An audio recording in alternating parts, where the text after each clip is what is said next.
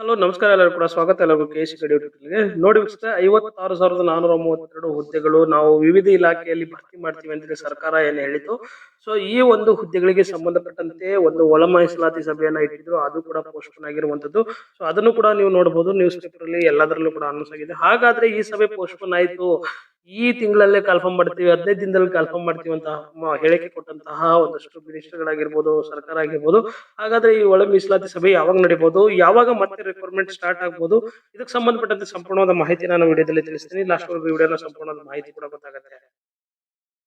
ಹಿಂದೆ ಪೇಪರ್ ಕೂಡ ಅನೌನ್ಸ್ ಮಾಡ್ತಾ ಇರುವಂತದ್ದು ನೀವು ನೋಡಬಹುದು. ಸೊ ಇದರಲ್ಲಿ ಹೇಳಲಾಗುತ್ತೆ, ಸೊ ಒಂದು ಪೋಸ್ಟ್ಪೋನ್ ಆಗಿರುವಂತದ್ದು ಅಥವಾ ಡಿಫರ್ಡ್ ಆಗಿರುವಂತದ್ದು MCC ಇರೋದ್ರಿಂದ, ಎಲೆಕ್ಷನ್ ಕೋಡ್ ಆಫ್ ಕಂಡಕ್ಟ್ ಜಾರಿ ಇರೋದ್ರಿಂದ ಇದರ ಒಂದು ಮೀಟಿಂಗ್ ಅನ್ನ ಪೋಸ್ಟ್ಪೋನ್ ಆಗಿದೆ ಅಂತ ಕೂಡ ಹೇಳಿರುವಂತದ್ದು. ಸೊ ಈ ಮೀಟಿಂಗ್ ಕರೆದಿದ್ರು ಯಾವಾಗ, ಮತ್ತು ಹಾಗಾದ್ರೆ ಈ ಮೀಟಿಂಗ್ ಇನ್ಯಾವಾಗ ಕರಿಬಹುದು, ಇದಕ್ಕೆ ಸಂಬಂಧಪಟ್ಟಂತೆ ಸಂಪೂರ್ಣವಾಗಿ ವಿಡಿಯೋದಲ್ಲಿ ನಾವು ಡಿಸ್ಕಸ್ ಮಾಡೋಣ. ಮೊದಲನೇದಾಗಿ ನೋಡೋದಾದ್ರೆ ಏನಾಗಿತ್ತು, ಇದರ ಒಂದು ಬ್ಯಾಕ್ ಗ್ರೌಂಡ್ ಮತ್ತೆ ಈ ಒಂದು ಸಭೆ ಆಗ್ತಿದ್ರು, ಮತ್ತೆ ಸಭೆ ಮುಂದೆ ಯಾವಾಗ ಆಗುತ್ತೆ, ಮತ್ತೆ ರಿಕ್ರೂಟ್ಮೆಂಟ್ ಯಾವಾಗ ಆಗುತ್ತೆ ಅಂದ್ರೆ ಡೀಪ್ ಆಗಿ ನಾವು ನೋಡ್ಕೊಂಡು ಬಿಡೋಣ. ಮೊದಲನೇದಾಗಿ 56,432 ಹುದ್ದೆಗಳು ಕನ್ಫರ್ಮ್ ಮಾಡ್ತೀವಿ, ಭರ್ತಿ ಮಾಡ್ತೀವಿ. ಈಗ ಇರುವಂತಹ ಸುಮಾರು 2 ಲಕ್ಷಕ್ಕೂ ಹೆಚ್ಚು ಹುದ್ದೆಗಳು ಖಾಲಿ ಇರುವಂತದ್ದು ಕೂಡ ಗಮನಿಸಬಹುದು. ಈ ಹಿಂದಿನ ಕೂಡ ಅದಕ್ಕೆ ಸಂಬಂಧಪಟ್ಟ ವಿಡಿಯೋನ ಕೂಡ ನಾನು ಮಾಡಿದ್ದೀನಿ. 2 ಲಕ್ಷದಲ್ಲಿ 50,000 ನಾವು ಫಿಲ್ ಮಾಡ್ತೀವಿ ಅಂತ ಹೇಳಿ ಸರ್ಕಾರ ಹೇಳಿತ್ತು. ಸೊ ಇದಕ್ಕೆ ಸಂಬಂಧಪಟ್ಟಂತೆ ಏನಾಗಿತ್ತು, ಯಾಕೆ ಹೇಳಿತ್ತು ಅಂದ್ರೆ ಇದಕ್ಕೆ ಸಂಬಂಧಪಟ್ಟಂತೆ ಗವರ್ಮೆಂಟ್ ರಿಕ್ರೂಟ್ಮೆಂಟ್ ಆಗ್ತಾ ಇಲ್ಲ ಅಂತ ಹೇಳಿ ಸ್ಟ್ರೈಕ್ ಮಾಡಿದ್ರು ಅಭ್ಯರ್ಥಿಗಳು.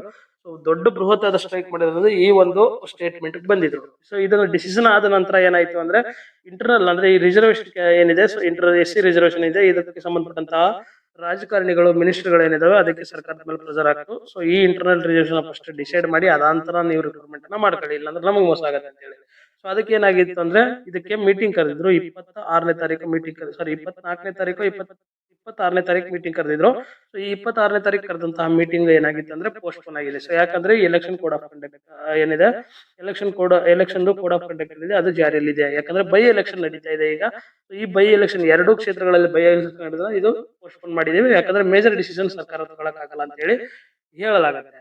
ಹಾಗಾದ್ರೆ ಈ ಇಂಟರ್ನಲ್ ರಿಸರ್ವೇಶನ್ ಸಂಬಂಧಪಟ್ಟ ಪ್ರಾಬ್ಲಮ್ ಏನಂತ ಹೇಳಿದ್ರೆ ಒಟ್ಟು ಬಂದು 15% ರಿಸರ್ವೇಶನ್ ಇರುತ್ತೆ SC ಗೆ. 15% ಅನ್ನ ಏನಾಗುತ್ತೆ ಅಂದ್ರೆ ಗ್ರೂಪ್ ಎ, ಗ್ರೂಪ್ ಸಿ ಅಂತ ಹೇಳಿ ಡಿವೈಡ್ ಮಾಡ್ಬಿಟ್ಟು ಗ್ರೂಪ್ ಎಗೆ 6%, ಗ್ರೂಪ್ ಬಿಗೆ 6%, ಗ್ರೂಪ್ ಸಿಗೆ 5% ಅಂತ ಹೇಳಿ ಟೋಟಲ್ 17% ಗೆ ಇನ್ಕ್ರೀಸ್ ಮಾಡಿ ಕ್ಯಾಬಿನೆಟ್ ಇದನ್ನ ಅಪ್ರೂವಲ್ ಕೊಡುತ್ತೆ ಸರ್ಕಾರಕ್ಕೆ.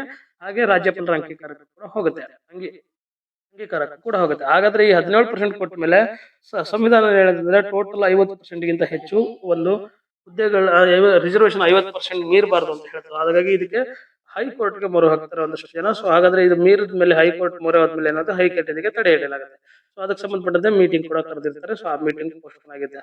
ಸೊ ಹಾಗಾದ್ರೆ ಮೀಟಿಂಗ್ ನೆಕ್ಸ್ಟ್ ಯಾವಾಗ ನಡೀಬಹುದು, ಮತ್ತೆ ಎಲೆಕ್ಷನ್ ಯಾವಾಗ ಆಗುತ್ತೆ, ಮತ್ತೆ ಇದ್ರ ಬಗ್ಗೆ ನಾವು ನೋಡೋದಾದ್ರೆ ಮೊದಲನೇದಾಗಿ ಒಂದು MCC ಅಂತ ಹೇಳ್ತೀವಿ, ಮಾಡೆಲ್ ಕೋಡ್ ಆಫ್ ಕಂಡಕ್ಟ್ ಅಂತ ಹೇಳ್ತೀವಿ. ಸೊ ಇದನ್ನ 15ನೇ ತಾರೀಕು ಇದಕ್ಕೆ ಇಂಪ್ಲಿಮೆಂಟ್ ಮಾಡ್ತಾರೆ. ಸೊ ಇದನ್ನ ಗವರ್ಮೆಂಟ್ ಯಾವುದೇ ರೀತಿಯ ಮೇಜರ್ ಡಿಸಿಷನ್ಸ್ ಗಳು ತಗೊಳಕ್ಕಾಗಲ್ಲ, ಯಾಕಂದ್ರೆ ಎಲೆಕ್ಷನ್ ಕಮಿಷನ್ ಏನಿದೆ ಇದನ್ನ ಕಂಡಕ್ಟ್ ಆಫ್ ಕೋಡ್ ಜಾರಿ ಮಾಡ್ತಾರೆ. ಯಾಕಂದ್ರೆ ಯಾವುದೇ ಎಲೆಕ್ಷನ್ ನಡೆದ್ರು ಕೂಡ ಜಾರಿ ಆಗ್ತಾರೆ. ಹಾಗಾದ್ರೆ ಎಲೆಕ್ಷನ್ ಸಂಬಂಧಪಟ್ಟ ನೋಡೋದಾದ್ರೆ 16ನೇ ತಾರೀಕು ಇದಕ್ಕೆ ಅನೌನ್ಸ್ ಮಾಡ್ತಾರೆ, 23ನೇ ತಾರೀಕು ಇದರ ಒಂದು ನಾಮಿನೇಷನ್ ಲಾಸ್ಟ್ ಡೇಟ್ ಇರುತ್ತೆ, 9ನೇ ತಾರೀಕು ವೋಟಿಂಗ್ ಇರುತ್ತೆ, ಏಪ್ರಿಲ್ 9ನೇ ತಾರೀಕು ವೋಟಿಂಗ್ ಇರುತ್ತೆ, ಮೇ 4ಕ್ಕೆ ರಿಸಲ್ಟ್ ಆಗುತ್ತೆ.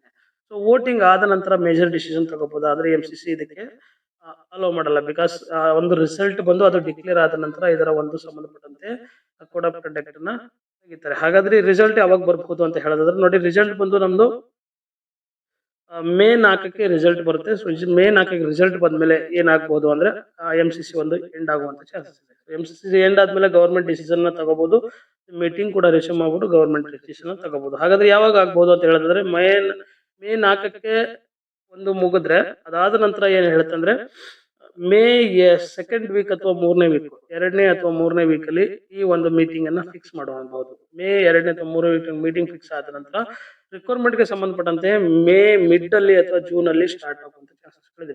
ಮೀಟಿಂಗ್ ಅಲ್ಲಿ ಡಿಸೈಡ್ ಆಗುತ್ತೆ. ಎಲ್ಲಾ ಒಂದು ಸಮುದಾಯದ ಒಂದು ಮಿನಿಸ್ಟರ್ ಗಳಾಗಿರ್ಬೋದು, MLA ಗಳಾಗಿರ್ಬೋದು, ಅವ್ರ ಬಗ್ಗೆ ಮಾತಾಡಿ ಅವ್ರವ್ರ ಡಿಸ್ಕಷನ್ ಮಾಡಿ ಒಂದು ಮೇಜರ್ ಡಿಸಿಷನ್ ಬಂದ್ಮೇಲೆ ಆ ಡಿಸಿಷನ್ ನ ತೆಗೆದುಕೊಂಡು ಈ ರಿಕ್ವೈರ್ಮೆಂಟ್ ಅನ್ನ ಸ್ಟಾರ್ಟ್ ಮಾಡಬಹುದು. ಹಾಗಾಗಿ ಎಕ್ಸ್ಪೆಕ್ಟೆಡ್ ಇರುವಂತದ್ದು ಮೇ ಮಿಡ್ ಅಥವಾ ಜೂನ್ ಅಲ್ಲಿ ಅಂತ ಹೇಳಲಾಗುತ್ತೆ. ಸೊ ಇದ್ರವರೆಗೂ ಕೂಡ ಯಾರು ಕೂಡ ಈಗ ಇವತ್ತು ಕರಿಬಹುದು, ನಾಳೆ ಕರಿಬಹುದು, ಅತಿ ಶೀಘ್ರದಲ್ಲೇ ಆಗುತ್ತೆ, 15 ದಿನದಲ್ಲಿ ರಿಕ್ವೈರ್ಮೆಂಟ್ ಆಗುತ್ತೆ ಅಂತ ಹೇಳಿ ಬಹಳಷ್ಟು ಜನ ಕೂಡ ನೋಡ್ತಾ ಇರ್ಬೋದು. ಗ್ರೂಪ್ ಮೆಸೇಜ್ ಗಳು, ವಾಟ್ಸ್ಆಪ್ ಗ್ರೂಪ್ ಮೆಸೇಜ್ ಗಳಾಗಿರ್ಬೋದು, ಅಥವಾ ಒಂದಷ್ಟು ಟೆಲಿಗ್ರಾಮ್ ಗ್ರೂಪ್ ಆಗಿರ್ಬೋದು.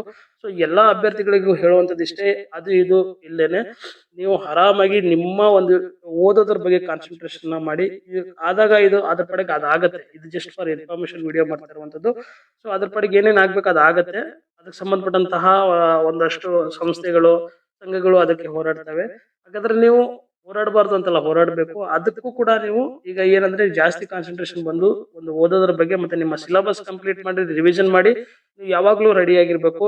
ಯಾವಾಗ ಕೊಟ್ಟರು ನಾನು ಬರ್ಬಿಟ್ಟು ಕ್ಲಿಯರ್ ಮಾಡ್ತೀನಿ, ಜಾಬ್ ಅನ್ನ ನಂದಾಗಿಸ್ಕೊಳ್ತೀನಿ ಅಂತ ಹೇಳಿ ನೀವು ರೆಡಿ ಆಗಿರ್ಬೇಕು. ಹಾಗಾಗಿ ಈ ವಿಡಿಯೋನ ನಿಮ್ಗೆ ಮುಂಚಿತವಾಗಿ ಒಂದಷ್ಟು ನಮಗೆ ಎಷ್ಟು ಮಾಹಿತಿ ಗೊತ್ತಿದೆ ಅಷ್ಟನ್ನ ನಿಮ್ಗೆ ತಿಳಿಸಕ್ಕೆ ನಾನು ಪ್ರಯತ್ನ ಪಡ್ತಾ ಇರುವಂತದ್ದು ಕೂಡ ನೀವು ನೋಡಬಹುದು. ಹಾಗಾಗಿ ಈ ಸಲ ಕೆಲಸನೂ ಕೂಡ ನಿಮ್ದಾಗಿಸ್ಕೊಳ್ಳಿ ಅಂತ ಹೇಳ್ತಾ ಇವತ್ತಿಗೆ ವಿಡಿಯೋನ ಮುಗಿಸ್ತಾ ಇದ್ದೀನಿ. ಮತ್ತೆ ಇದೇ ರೀತಿ ಅಪ್ಡೇಟ್ಸ್ ಅನ್ನ ನೀವು ಪಡೆಯಲು ನೀವು ನಮ್ಮ ಚಾನಲ್ ಸಬ್ಸ್ಕ್ರೈಬ್ ಆಗಿ ಮತ್ತೆ ಬೆಲ್ ಐಕಾನ್ ಆನ್ ಮಾಡಿ. ಆಗ ನಾವು ಅಪ್ಲೋಡ್ ಮಾಡುವಂತ ಎಲ್ಲಾ ವಿಡಿಯೋಗಳು ನಿಮಗೆ ನೋಟಿಫಿಕೇಶನ್ ಸಿಗುತ್ತೆ. ಟೆಲಿಗ್ರಾಮ್, ವಾಟ್ಸ್ಆಪ್ ಮತ್ತೆ ಇನ್ಸ್ಟಾಗ್ರಾಮ್ ಲಿಂಕ್ ನಿಮ್ಗೆ ಡಿಸ್ಕ್ರಿಪ್ಷನ್ ಸಿಗುತ್ತೆ. ಅಲ್ಲಿಂದ ಹೋಗಿ ಮತ್ತಷ್ಟು ಜಾಯ್ನ್ ಆಗಿ ಕೆಲವೊಂದು ವಿಡಿಯೋ ಮಾಡಕ್ಕಾಗದಿರುವಂತಹ ಒಂದಷ್ಟು ಮಾಹಿತಿಗಳನ್ನ ನಾನು ಟೆಲಿಗ್ರಾಮ್ ಮತ್ತೆ ವಾಟ್ಸ್ಆಪ್ ಅಲ್ಲಿ ನಾನು ಶೇರ್ ಮಾಡ್ತಾ ಇರ್ತೇನೆ ಅಂತ ಹೇಳ್ತಾ ಇವತ್ತಿನ ಈ ವಿಡಿಯೋನ ಮುಗಿಸ್ತಾ ಇದ್ದೀನಿ.